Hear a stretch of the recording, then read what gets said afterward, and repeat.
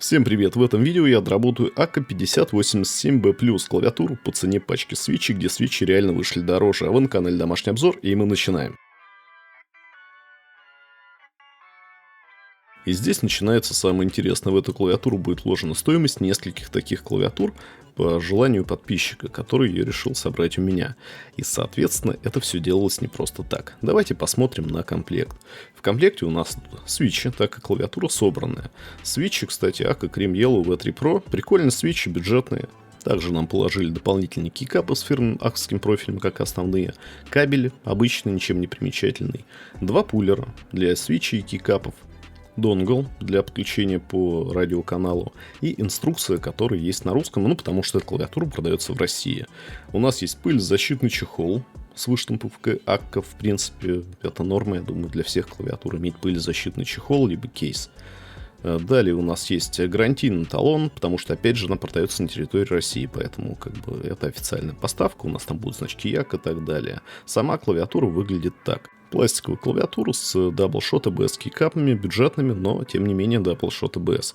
И профилем ASA, AKSA, производная от SA, который делал так для своих клавиатур. Снизу мы видим переключатель Mac USB Win. Не люблю переключатели снизу, но ладно. И самое главное, из-за чего эта клавиатура была выбрана, это ножки для регулировки по высоте. Подписчик не хотел привязываться к фиксированному углу печати, и поэтому искал клавиатуру именно с ножками. Был выбор между Warmilla и Akka. Warmilla стоил на 10к дороже. По факту то же самое. Пластик там, пластик здесь.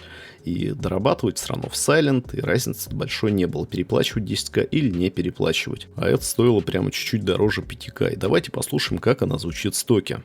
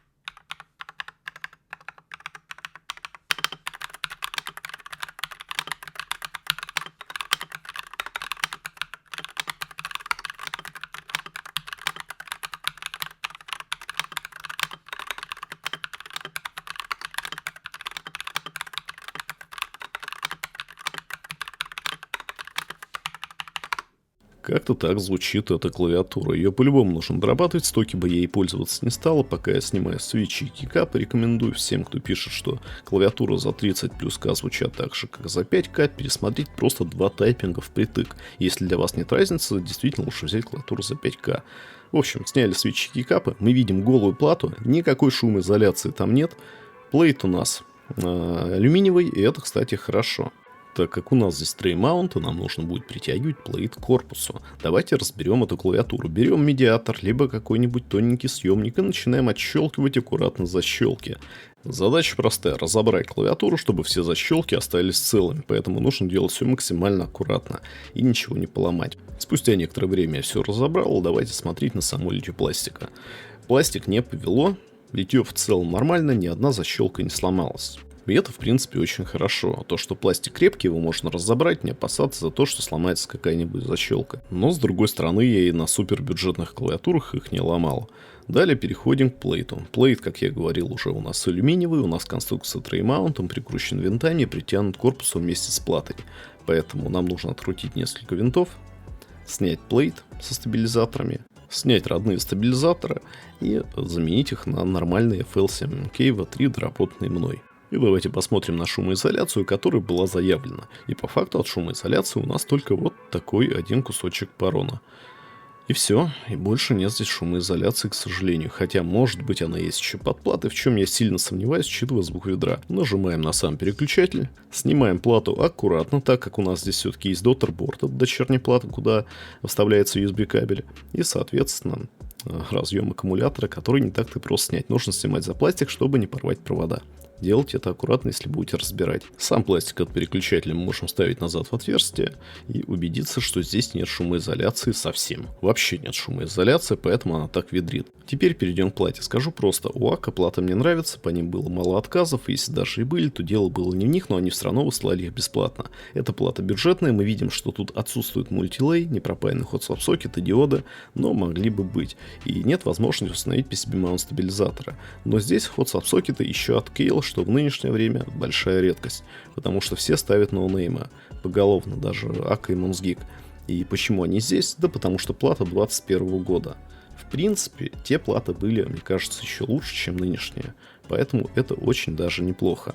Мы же не знаем, какой объем клавиатур был сделан для России, поэтому вероятно, что они были сделаны очень давно. Переходим к ботtom-кейсу.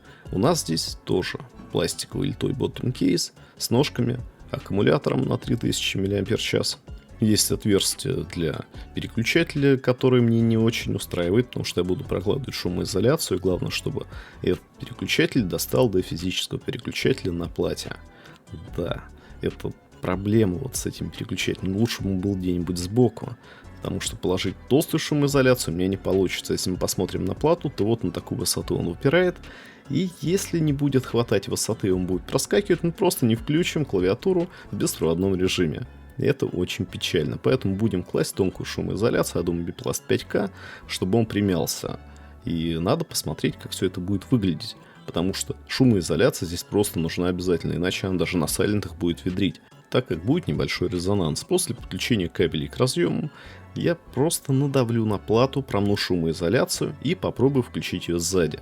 Ну, включится или не включится. В целом, это та глубина, на которую продавит ее плейт, когда мы его затянем. У нас все включилось, поэтому давайте дорабатывать плату. Что нам здесь нужно? Нам нужно проложить шумоизоляцию между свитчем и платой. Я купил вот такие стикеры и проложил их, потому что самой шумки у меня, к сожалению, не было. После этого мы устанавливаем основную шумоизоляцию между платой и плейтом, ну и в принципе единственную шумоизоляцию в этой клавиатуре, и переходим к плейту.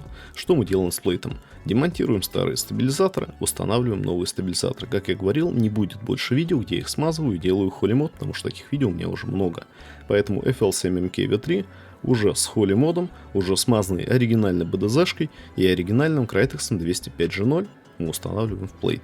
И, кстати, чем еще хороши толстые плейты из алюминия, карбона, либо FR4 текстолита, то, что в них стабилизаторы не болтаются. По крайней мере, FL-ки там вообще не болтаются, не нужно делать Band-Aid мод. Просто установили стабилизаторы, и ничего дополнительно проклеивать не нужно, в отличие от тонких поликарбонатных, ПОМ и полипропиленовых плейтов.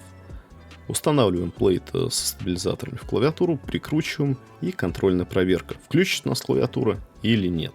Если рычажок достает, то будет четкий щелчок и нормальное включение, как это происходит здесь. Да, я правильно рассчитал толщину шумоизоляции, поэтому все работает прекрасно. И переходим к смазке установки свечей. И в эту клавиатуру пойдут Gazio Boba U4. Тактильные сайлент свечи, которые делал Totema, стоят они дороже, чем эта клавиатура. Я их смазал и установил. Теперь закрываем наш корпус топ-кейсом, защелкиваем его. Защелкивать нужно, в принципе, аккуратно, но главное, опять же, ничего не сломать, чтобы ничего не торчало. После того, как все защелкните, убедитесь, что ничего у нас не люфтит и не топорщится. Если все нормально, устанавливаем кейкапы.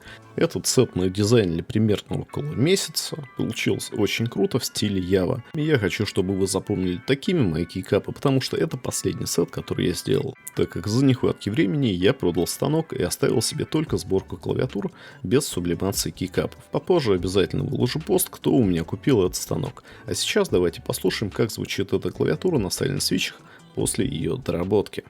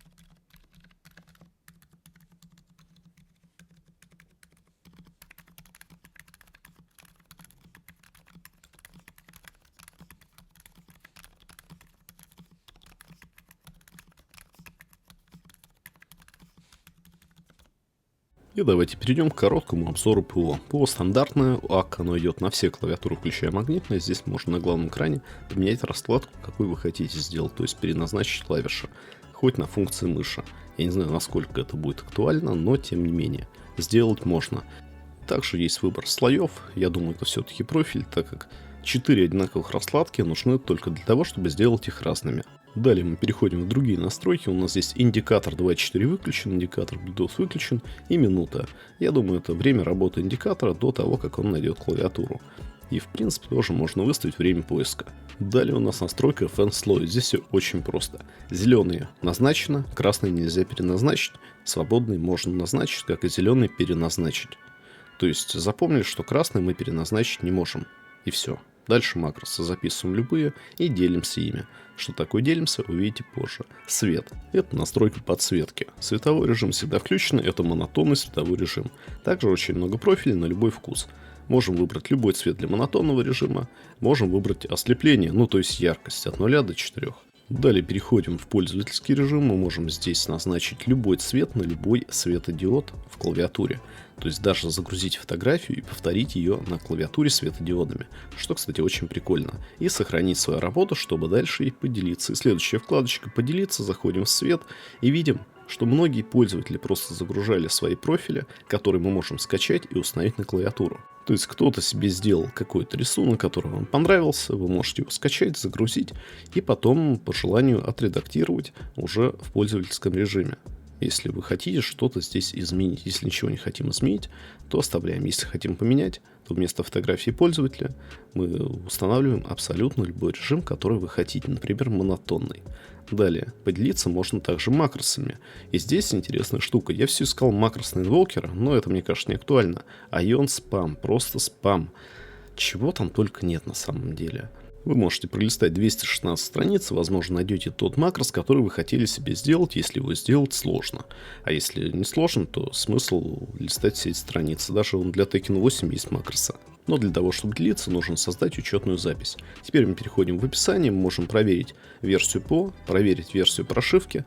Я проверил, у меня все очень актуально, поэтому ничего мы обновлять и менять не будем. Язык устанавливается изначально системно в режиме авто, можем поставить любой другой, если перевод вас не устраивает. Я бы поставил английский на самом деле. Дальше при сворачивании программы можем выйти, можем не выходить. И внешний вид это, наверное, для того, чтобы делиться, чтобы все знали, какая у вас клавиатура. Вот такое ПО получилось у АК. И давайте подведем итоги. Я думаю, первый вопрос: зачем дорабатывать эту клавиатуру, если можем взять клавиатуру подороже? Например, тот же Crash 80, либо Evo 80. Для тех, кто прослушал сначала, я говорил, когда рассматривали ножки, я повторюсь, эта клавиатура была выбрана не потому, что она дешевая, а потому что здесь есть регулировка по высоте. То есть подписчик не хочет привязываться к установленному заводом-изготовителем углу печати, который нельзя изменить. И чтобы не подкладывать деревяшки, ему нужны были просто ножки. И это была одна из тех клавиатур, в которой они были. Подъем нужно было обеспечить до 12 градусов. А такой подъем я не думаю, что кто-то сможет обеспечить ножками в металлическом корпусе, так как ножки банально просто могут не выдержать. Да, было несколько вариантов, рассматривали вообще все. Первый вариант был Вармила, но по большому счету, по мне там преимуществ, кроме надписи Вармила, не было, потому что точно такая же пластиковая клавиатура с хот-свапом, без шумоизоляции, и ее также пришлось бы дорабатывать. И стоила она около 18к или 16, я честно сейчас уже не помню, но точно больше десятки нужно было добавить от АК. АК стоила чуть больше 5 прямо. Рассматривали бюджетные GMK 87, но из-за прогиба плат там могут отказать светодиоды, я их собирал. И я не рекомендовал ее брать в принципе. Аула тоже, будет брак, что мы будем делать? Потому что с АК у меня хотя бы опыт есть. На Монских 2 платы китайцы бесплатно прислали, и это я еще их в Китае заказывал. И даже если местный магазин откажет гарантии, я лично напишу официалам в Китай, и они вышлют необходимые комплектующие, так как опыт общения у меня уже с ними есть, и они не отказывают. Просто на честном слове, на основе какого-то видео высылают комплектующие, на которые у меня есть подозрение, что они бракованные. Далее поговорим о свитчах. Свитчи были выбраны специально сально-тактильные, выбирали одни из лучших, и лучшие по мне это Газю Боба U4. На второе место я могу поставить TTC Bluish White, это тактильный сайлент свитч от TTC, но как по мне, лично по моим ощущениям, до Боба U4 они прямо чуть-чуть не дотягивают, поэтому второе место. Но, кстати, свитч тоже очень хороший.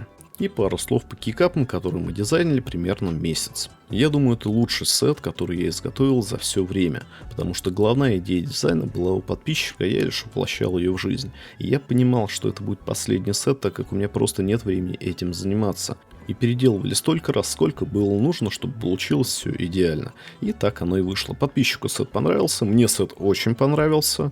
И после изготовления данного сета я продал свой станок. А кому, я уже напишу в ВК и в телеге, поэтому подписывайтесь на мои соцсети, чтобы быть в курсе новостей. Туда же я, кстати, выкладываю видео. И на этой ноте я с вами прощаюсь. Делайте только правильный выбор и помните, что кастом вы собираете для себя, а не для кого-то другого. Пользоваться именно вам. Поэтому собирайте так, как нравится вам, не боясь осуждения.